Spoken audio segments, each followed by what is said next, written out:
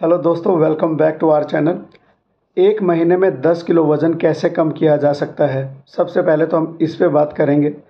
फिर बात करेंगे कि अगर मुझे ये पता है कि एक महीने में 10 किलो वज़न कम किया जा सकता है, तो मैं कम क्यों नहीं कर रहा हूँ। शायद मुझे उन सब बातों का पता है कि एक महीने में इतना ज़्यादा वज़न कम करने से मुझे क्या क्या परेशानियों का सामना करना पड़ सकता है। और इतना समझदार तो हूँ मैं कि मैं इन परेशानियों में जानबूझकर तो कम से कम नहीं पड़ना चाहता। चलिए अब बात शुरू करते हैं सबसे पहले कि 10 किलो वज़न कम कैसे करते हैं लोग एक महीने में, और कैसे लोग इस झांसे में फंस जाते हैं।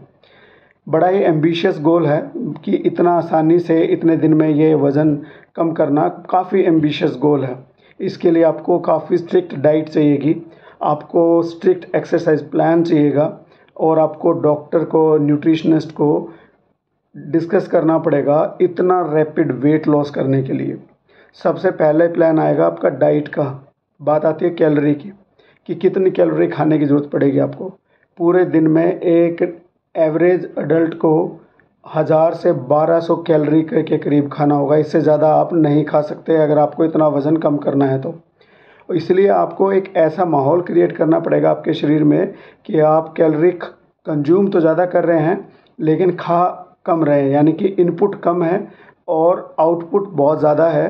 तभी ये जो डेफिसिट है, ये कमी डाइट की वजह से जो होगी, तभी ये आपको बेनिफिट दे पाएगा।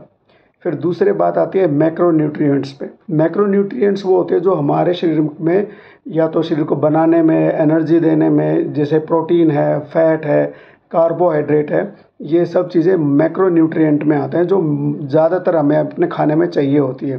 तो आपको क्या करना पड़ेगा, आमतौर पर हमारे फूड में कार्बोहाइड्रेट काफ़ी ज़्यादा होते हैं, लेकिन जब आपको इतना जल्दी वेट लूज़ करना है तो आपको प्रोटीन रिच फूड खाने पड़ेंगे, जैसे लीन मीट्स हैं, या फिश है, एग वाइट खास तौर से, लेंटिल्स, और फाइबर रिच डाइट।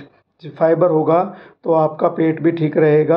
अदरवाइज़ इसकी वजह से आपको परेशानी भी होती है, क्योंकि आप वेट काफ़ी स्पीड से कम कर रहे हैं, आप ऑलरेडी खाना भी बहुत कम खा रहे हैं। तो फाइबर रिच फूड खाने पड़ेंगे, जैसे कि वेजिटेबल्स हो गई, फ्रूट्स हो गए, होल ग्रेन्स हो गए, ठीक है। और आपको अपने कार्ब जो है कम से कम करने पड़ेंगे, और अनहेल्दी फैट बिल्कुल नहीं खाना है आपको। फिर दूसरी बात आती है कि आपको मील प्लान कैसे करना है। तो मान लो अगर ब्रेकफास्ट की बात करी जाए तो ब्रेकफास्ट में जैसे ओट मील हो गया, उसके साथ में आप फ्रूट्स डाल सकते हैं, नट्स डाल सकते हैं, और एग वाइट, और मतलब ब्रेड एग वाइट ले लिया आपने, और वो ब्रेड के ऊपर, वाइट टोस्ट के ऊपर रख के आप एग वाइट आप खा सकते हैं, ताकि आपको थोड़ा सा स्टफीनेस भी फील हो। तो इससे क्या होगा, आपकी बॉडी में कैलोरी तो कम गई लेकिन आपको पेट भरने की फीलिंग आई। फिर आपको जैसे आप कर्ड ले सकते हो, ज़्यादा प्रेफरेबली हम लोग योगर्ट वगैरह लेते हैं, उसमें बेरीज डाल सकते हैं। ग्रेनोला आजकल आता है, बहुत ही कॉमनली अवेलेबल चीज़ें हैं, वो भी आप उसमें डाल सकते हैं। तो ये हो गया आपका ब्रेकफास्ट। इसके बीच में आपको वाटर इनटेक अच्छा खासा रखना है, बहुत ज़्यादा पानी नहीं पीना है, उसकी वजह से भी परेशानी होती है, बट आपको ठीक ठाक पानी पीना है। जो आप रूटीन पीते हो उससे थोड़ा सा ज़्यादा पीने की आवश्यकता पड़ेगी। फिर है कि लंच में क्या करना है। लंच में जैसे कि सैलड वगैरह खा सकते हैं जिसमें प्रोटीन वगैरह हो। जो लोग चिकन खाते हैं तो वो चिकन खा सकते हैं, बट ये ग्रिल्ड चिकन होना चाहिए, बहुत ज़्यादा ऐसे तड़के वड़के और वो वाला नहीं होना चाहिए। फ़िश खा सकते हैं। अगर वो नहीं है तो आप दालों का सूप पी सकते हैं, जो कि आप रोटी के साथ में या ब्रेड के साथ में खा सकते हैं। और वेजिटेबल्स, काफ़ी सारे वेजिटेबल्स काट कर उनको थोड़े से ऑयल में ऐसे स्टर करके, थोड़ा हल्का सा फ्राई करके, ब्राउन राइस के साथ में, थोड़े ब्राउन राइस के साथ में आप उसको खा सकते हैं। ये हुआ आपका लंच। फिर आ गया डिनर। डिनर में भी आप क्या करेंगे, स्टीम्ड वेजिटेबल अगर खाते हैं तो वो आपके लिए सबसे बढ़िया रहेगा। वेजिटेबल्स के कच्चे खाने से जो पेट में दर्द या जो फाइबर है हार्ड आपके पेट पे ना रहे, उससे भी आप बचोगे, और आपको काफ़ी अच्छा खासा फाइबर मिलेगा, न्यूट्रिएंट्स मिलेंगे, माइक्रो न्यूट्रिएंट्स मिलेंगे, वो इससे आपकी हेल्प होगी। फिर अगर आप चिकन या सैलड, अगर इस तरह की चीज़ खाते हैं, चिकन सैलड वो खा सकते हैं। आजकल क्विनोआ आ रहा है, वो भी खा सकते हैं। फिर आप इसमें दाल खा सकते हैं, थोड़े से ब्राउन राइस खा सकते हैं। तो ये हो गया आपका डिनर। फिर आपके स्नैक्स की बात, जो इन बिटवीन खाओगे वो बहुत ज़्यादा ज़रूरी होता है। आमतौर पे वेट गेन करने में ये स्नैक्स ही सबसे ज़्यादा रोल प्ले करते हैं, जैसे कि फ्रूट्स है, वेजिटेबल्स है, नट्स, सीड्स। आजकल जो सीड्स हैं वो काफ़ी ज़्यादा मिलते हैं, उनको रोस्ट करके खा सकते हैं। बट ये बात आपको ध्यान रखनी होगी, जो ड्राई फ्रूट्स है या सीड्स है हेल्दी, बहुत हेल्दी होते हैं, बहुत अच्छा हेल्दी टाइप का इनके अंदर फ़ैट होता है। इसका मतलब ये नहीं है कि आप इसको इतनी ज़्यादा अमाउंट में खाओ कि फ़ैट की अमाउंट ही आप इतनी ज़्यादा ले रहे हो कि आपकी पूरी जो प्रैक्टिस है, एक्सरसाइज है, उसका कोई फ़ायदा ही नहीं हो रहा। और स्नैक्स के तौर पे आप हार्ड बॉइल्ड एग भी ले सकते हैं, वो भी आपके लिए काफ़ी हेल्दी रहेगा। कुछ बातों का आपको ध्यान रखना पड़ेगा, जैसे कि मैंने बताया कि आपको प्लेंटी ऑफ वाटर लेना पड़ेगा थ्रू आउट डे। अब आती है बात एक्सरसाइज पे।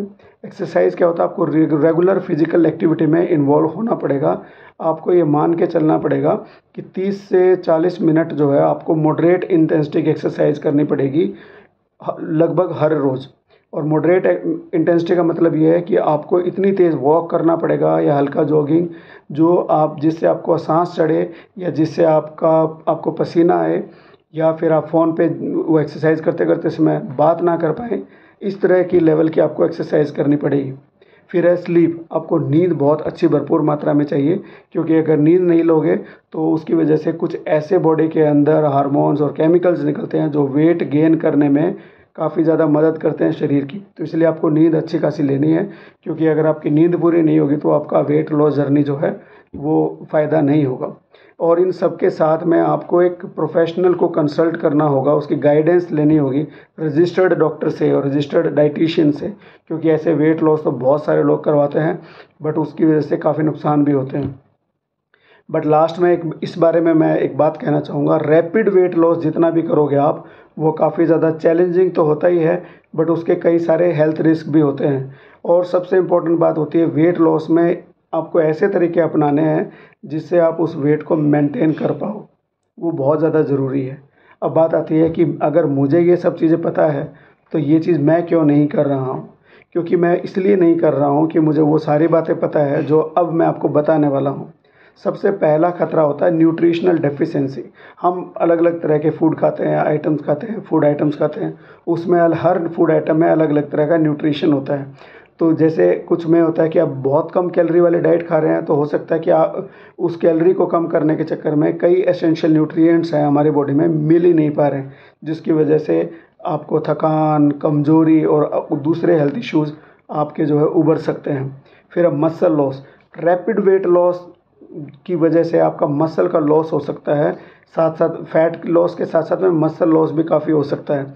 और जब आपका मसल लॉस होगा तो आपका जो मेटाबॉलिज्म है, जो कैलोरी खर्च करने का जो मेटाबॉलिज्म है वो स्लो हो जाएगा, और इससे क्या होगा कि आपका जो वेट आपने लूज़ किया है उसको मेंटेन करना लंबे टाइम में वो काफ़ी ज़्यादा मुश्किल हो जाएगा।